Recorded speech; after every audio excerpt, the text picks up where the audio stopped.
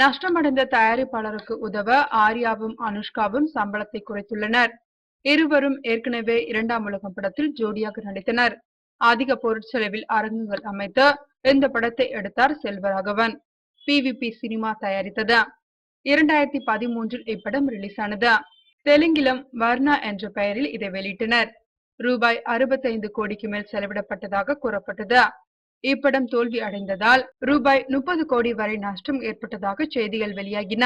தற்போது இந்த படத்தை எடுத்த தயாரிப்பாளர் எடுக்கும் சைஸ் 0 என்ற படத்தில் ஆர்யாவும் அனுஷ்காவும் இணைந்து நடிக்கிறார்கள்.